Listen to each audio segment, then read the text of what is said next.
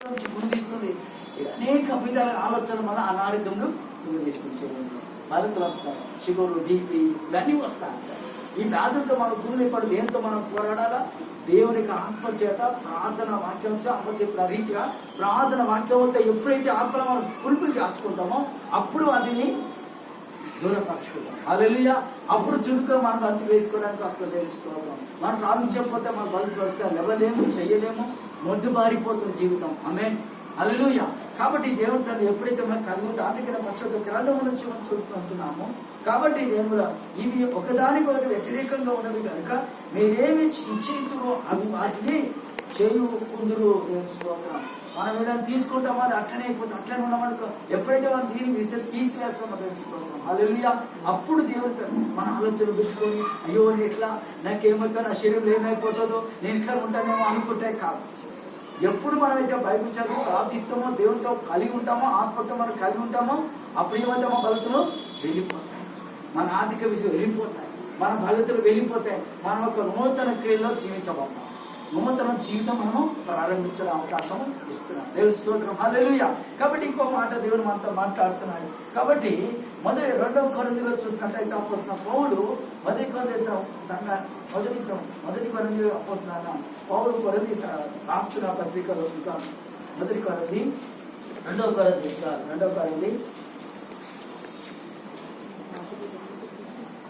కొరింథీలో ఒక మంచి మాట 10వ అధ్యాయంలో చూసినట్టయితే చదవండి. 10వ అధ్యాయంలో 3వ వచనం చదవండి. మేము శరీరదారులమై నడుచుకొనుచున్నాము, శరీర ప్రకారం యుద్ధము చేయము. ఆమేన్. శరీరంతో యుద్ధము చేయము. తెలుస్తుంది. దేంతో యుద్ధం చేస్తాం? శక్తితో, బలంతో, ప్రార్థన. శరీరం మనం విజయం చేస్తామా? డాక్టర్ మాకు ఇట్లా జ్వరం వచ్చింది, బలితులు బొక్క నొప్పులు ఉన్నాయి, నడవలేకపోతున్నా, చాలా బాధపడుతున్నా అంటే డాక్టర్ దానికి దగ్గర చూసి రక్తం పరీక్ష చేసి అన్ని చూస్తాడు. రక్తం చూస్తాడు, అన్ని చూస్తాడు, పరీక్షిస్తాడు, జ్వరంకి ఏదో మందు ఇస్తాడు. తర్వాత మన శరీరంలో ఏదో బలితులు వాళ్ళకి మనకి తెలుస్తాయి. కానీ అంత మొత్తం తెలియదు కదా. దేవుని స్తోత్రం. హల్లెలూయా. మాతతంత్ర వ్యాధికి ఉందా రోగం? మాతతంత్రకు ఉందా? వ్యాధి లేదు. ప్రార్థన, శృతి, ఈ దీని ద్వారా మనం విడుదల పొందుకుంటాం. ఆమేన్. హల్లెలూయా. కాబట్టి దేవుని శక్తిని పొందుకోవాలంటే యుద్ధము ఎవరు? యెహోవా. మనం కాదు, యుద్ధము యెహోవాదే ఉంటుంది. కాబట్టి దేవుని సన్నిధిలో ఎప్పుడైతే మనం యుద్ధము కలిగి ఉంటున్నామో దేవుని సన్నిధిలో మనం బలం పొందుకుంటాం. అందులో 3వ వచనంలో అంటున్నా 10వ అధ్యాయం 2వ కొరింథీ 10వ అధ్యాయంలో 3వ వచనం చూసినట్టయితే మేము శరీరధారమైనప్పుడు నడుచుకున్నప్పుడు. కాబట్టి చదువు మా మాట. మేము 10వ అధ్యాయము 2వ కొరింథీ 10వ అధ్యాయం 3వ వచనం మేము శరీరధారి నడుచుకుంటున్నాం, శరీర ప్రకారం యుద్ధము చేయము తెలుస్తుంది. కాబట్టి శరీరంలో ప్రార్థన ఆత్మ ఉండగా శరీరం మనం బలంగా పొందుతున్నాం. ఆమేన్. యుద్ధం ఎవరు చేస్తారు? దేవుడు చేస్తాం. దేవుడు మొదలుపెడితే దేవుడు చేస్తాం. యుద్ధం చేయడం అవసరం లేదు. ఇంకా గెలుపు మనది. ఆమేన్. కాబట్టి చూస్తున్నాం. పరిశుద్ధ గ్రంథం నుంచి రోమా రాసిన పత్రికలు చూస్తున్నాము. రోమా రాసిన పత్రికలో చూద్దాం. రోమాలో 13వ వచనం చూద్దాం. 13వ అధ్యాయంలో 13వ అధ్యాయం రోమా 13 12వ వచనం చదవండి. రోమా 13 12 చదవండి. రాత్రి చాలా గడిచిన పగలు సమీపంలో ఉన్నది కనుక మనము అంధకార క్రియలను విసర్జించి ఏదో సంబంధమైన ధరించుకుంటాము. దేవుని స్తోత్రం. హల్లెలూయా. ఏమి ధరించుకోవాలా మనం? యుద్ధోపకరమైన ఏది ధరించుకోవాలా? ప్రార్థన, వాక్యము, కవచము, విశ్వాసము, కవచము అని ధరించాలి. ఈ 3 మనం ఉంటే ఎవరు మనను ఏ కూడా బలతలు ముట్టదు, ఏ అవతరం వచ్చింది కూడా వెళ్ళిపోదు. మన విశ్వాసం పెరుగుతా ఉంటారు. దేవుని ఇవి కలిగి మనం యుద్ధంలో కాలు పెట్టాలి. స్తోత్రం. దావీదు దేంతో యుద్ధం చేస్తాడు? ఒక రాయితోనే యుద్ధం చేస్తాడు. 5 ఉన్నాయి లక్షలు. ఆయన 5 లక్షలు ఉన్నాయి. 5 లక్షలు విశ్వాసంతో ఒక రాయి తీసుకొని ఆయన తిప్పి కొట్టినప్పుడు ఆ గొల్లియాతును చంపగలిగిన. ఈ దినం మనం ప్రార్థన ద్వారా ప్రతిని చంపగలుగుతాం. ఆమేన్. నీ ప్రార్థన యుద్ధము యెహోవాదే, నువ్వు కాదు. యెహోవాదే అంటే యుద్ధం ఎవరు? యెహోవా కాదు. నీళ్ళున్న ప్రార్థన, నీళ్ళున్న విశ్వాసం జయిస్తాం. దేవుని స్తోత్రం. నీ బాధలేందో నీ అవసరత దేవుడు తీర్చే ప్రతి సమస్తమును ఒక సమమును ఏడ్చుకుంటూ కూర్చున్నాం, ఒక సమములు బాధపడుతూ కూర్చున్నాం. కాబట్టి దేవుని వాక్యం రిసీవ్ చేసుకున్నాక దేవుని శక్తి మనలో ఎముకల్లో కీళ్ళలో నారా రక్తంలో కుమిపోతే ఇంజక్షన్ ఇచ్చినప్పుడు ఏ విధంగా ఆ యొక్క కనుమలు పోయి మనిషిని స్వస్థపరుస్తుందో ఏసు రక్తంలో మాంత్రతంత్రాల నుంచి స్వస్థత వస్తుంది. కొన్ని రోగాలకు మామూలుగా వాతావరణ బాధను బట్టి మన ఆలోచన బట్టి బీపీ షుగర్ పెరుగుతున్నాయి కాబట్టి వాటి మీద దేవుడు డాక్టర్లు పెట్టాడు, అది మెడిసిన్స్ పనిచేస్తూ ఉంటాయి. కానీ మాంత్రతంత్రం మెడిసిన్ ఉందా? లేదు. దేవుని శక్తి ఉంది, దేవునికి ప్రభావం ఉంది, దేవునికి ఉద్యమం ఉంది. నీలో ఎప్పుడైనా పొందుకుంటే ఆ పొందుకోవాలి. దేవుని శక్తిని పొందుకొని నువ్వు అభివృద్ధి పడతా తెలుసుకోవాలి. ఎందుకంటే మనుషులు తన ప్రకృతి పడి ఒకరు పైకస్తులు ఓర్వంతరం వల్ల తెలుసుకోవాలి. దాన్ని మనం ప్రార్థన ద్వారా జయిస్తాం, విశ్వాసం ద్వారా వాక్యం ద్వారా జయిస్తాం. ఈ యొక్క రెండించిన కనుక మన జీవితం బట్టి ఎవరు మనను ముట్టవు, ఫలితులు ముట్టవు, మన ఆలోచన ముట్టవు, మన ఆలోచన తారుమారు చేస్తారు. విశ్వాసం తారుమారు చేసి ఆ విశ్వాసాన్ని దూరం పరుస్తారు. తెలుసుకోవాలి. యుద్ధం ఎవరిది? యెహోవాది. కాబట్టి దేవుడి సన్నిధి ఎప్పుడైతే మనం కలిగి ఉంటామో దేవుడు ఖచ్చితంగా మనను ఆశ్రయించాలి సిద్ధమని. అందుకని లాస్ట్ మాట యోహాను వార్తలో చూస్తున్నాం, అర్థమైన వాటి మీద లోకములో ఉన్న లోబడుటకును కాదు ఎదిరించడం ద్వారా మనము శక్తిని పొందుకుంటాం. అందుకని యోహాను వార్తలో చూద్దాం ఒక మాట. లాస్ట్ మాట యోహాను వార్త 10వ అధ్యాయం, లాస్ట్ మాట యోహాను వార్త 10వ అధ్యాయం 33వ వచనం చూద్దాం. దేవుని స్తోత్రం. కాబట్టి దేవుడితో మనం పోరాడుతుంది మనుషులతో కాదు. కాబట్టి మనం ఈ లోక నాదులతో కాదు, ఎవరితో పోరాడుతున్నా మనం? దేవునితో. ఎవరితో పోరాడుతుంది? మనం దేవుడు. ఎవరితో పోరాడుతుంది?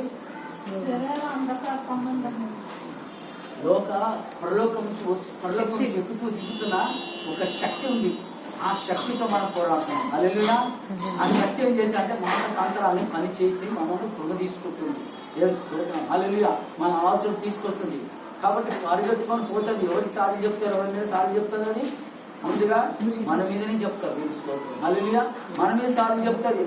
అవిశ్వాసం పడకుండా తగ్గులని నువ్వు ఒకటిగా నాకు ఛాన్స్ ఇవ్వకు, నాకు రీతిగా ఓడుకుంటావు. తెలుసుకోవాలి. ఈ దినం ప్రభు నీలో ఉన్నాయి. ఆమె నీళ్ళు ప్రార్థన ఉంది, శక్తి ఉంది, వాక్యం ఉంది. కానీ ఆ సిగ్గు నేర్కొని పోతుంది. కానీ వాళ్ళు ప్రార్థన మాత్రం వదులుతలేరు. అయ్యా నా వల్ల నిజమే నేను ఓడిపోయినా. ఈ రోజు నీకు వచ్చే ఆమె కొన్నిసార్లు బాధపడతాం, కానీ విజయం ఓడిస్తారు, మనకు ఇస్తారు. ప్రతి విషయంలో మనలో పోరాటం ఉంటేనే ప్రభువును ప్రార్థిస్తా, వాక్యం ధ్యానిస్తాం, అప్పుడు విశ్వాసం బలపరుస్తూ ఉంటాం. ఈ పోరాటం మన పరలోకం ఉంది, విజయం ఉంది, నాకేమి రావద్దంటే కాదు. అందుకని లాస్ట్ మాట చెప్తాను. వార్తలో 16వ అధ్యాయంలో చూసినట్టయితే నాయందు మీకు సమాధానం కలుగునట్లు ఈ మాటలు మీతో చెప్పుచున్నాను. లోకంలో మీకు శ్రమ కలుగును, ఆయనను ధైర్యము తెచ్చుకొనుడి, నేను లోకమును జయించి ఉన్నానెను. హల్లెలూయా. దేవుడు చక్కగా మాట్లాడుతున్నాడు. ఇదే మనతో దేవుడు మాట్లాడుతున్నాడు. అందుకని అంటున్నావు, నాయన మీకు సమాధానం కలుగునట్లు ఈ మాటలు మీతో చెప్పుచున్నాను అంటున్నాడు. చక్కగా ప్రభు చెప్తున్నాడు. ఏమని చెప్తున్నాడు తెలుసా? లోకములో మీకు శ్రమ కలుగును. శ్రమ అంటారు, శ్రమ లేని వాడు కాదు. ఈ శ్రమలో మన పరలోక విజయాన్ని పొందుకుంటాం, దేవుని శక్తిని పొందుకుంటాం, దేవుని మహిమను పొందుకుంటాం, దేవుని మహిమను చూస్తాం. ప్రతి బీజము ఒక దేహము దేవుని కంటికి కనబడతాయి, ఇబ్బందిగా చేస్తారు. ఆమె కంటికి మధుర చెవికి ఇబ్బందిగా చేస్తారు. దేవుని కార్యం అద్భుతం. అది అనుకో రీతిలో దేవుని అభిషేకము మనలో కుమ్మరిపోబడుతుంది. దేవుని శక్తిమంతుడు.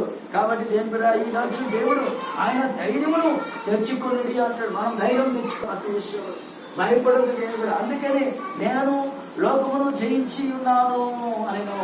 కాబట్టి లోకం ప్రభు జయించినాడు. ఈ దినం నీ శరీరంలో దేవుడు జయిస్తున్నాడు. హల్లెలూయా.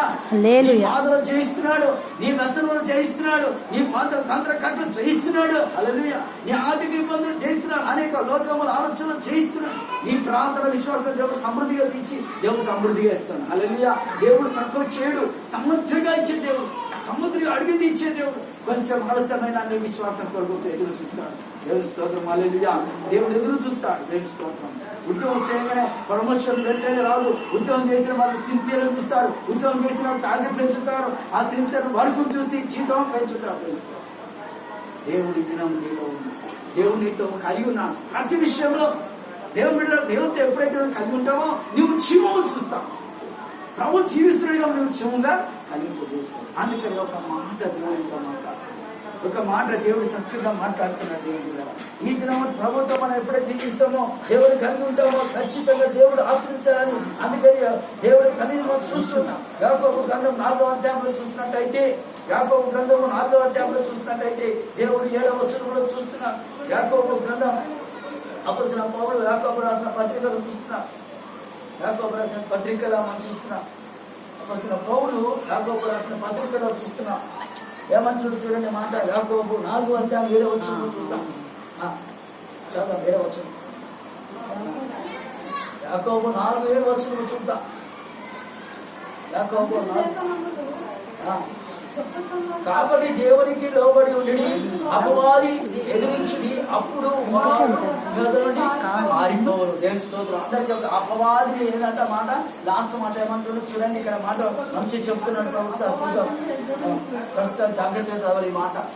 చదువుదాం, అందరికీ కలిసి చదువుతాం మాట. లాస్ట్ మాట 4వ అధ్యాయం 7వ వచనంలో చదువుదామా.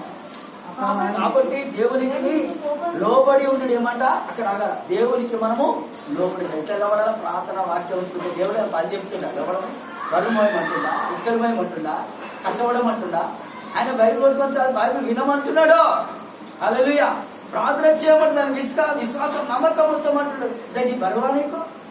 దేవుడిని పరీక్షిస్తున్న జీవితం. ఎప్పుడైతే దేవుడికి లోబడతామో ఖచ్చితంగా దేవుడు చేయబోతున్నాం. హల్లెలూయా. చెప్తాం హల్లెలూయా.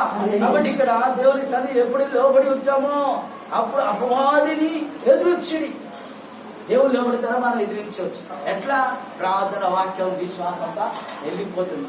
దుష్టుడు తరం ముందే పాడిపోతారని చెప్పింది వాక్యం. హల్లెలూయా. కాబట్టి ఇక్కడ దేవుని సన్నిధి మనం చూస్తున్నాం. దేవునికి మాటలు మనకు వినిపిస్తుంది, దేవునికి స్వరం మనకి వినిపిస్తుంది. కాబట్టి అప్పుడు వాడు మీద నుండి వాడు ఎదిరించిన అప్పుడు వాడి నుంచి దేవుని స్తోత్రం. హల్లెలూయా. ఈ రోగం, వ్యసనం, బాధని ఏదైతే నువ్వు లేదో అది పొందుకోవాలి. ఏదైతే ఉందో అది విడుదలిస్తుంది. హల్లెలూయా. ఏదైతే నువ్వు కావాలో దేవుడు అడుగుతాను ఇస్తా, నమస్తం ఇస్తాడు. వీటి నుంచి దేవుని యొక్క సంప్రదాయ దేవుడు ఈ మాట దీవించి ఆశ్రయించుగా క్రైస్తవ పోరాటం మీద దేవుని మాట్లాడుతున్నాం. దేవుడి మాట దీవించి అనేకలు భద్రపరిచి ఆశ్రయించుగా ప్రారంభ చేస్తాం. దేవుని స్తోత్రం. వాక్యం వ్యక్తమై మనందరిగా శారీరకంగా ప్రార్థన చేస్తాం. హల్లెలూయా. హల్లెలూయా. ప్రభా, ప్రేమ దేవా, చక్కని వాక్యంతో మాతో మాట్లాడి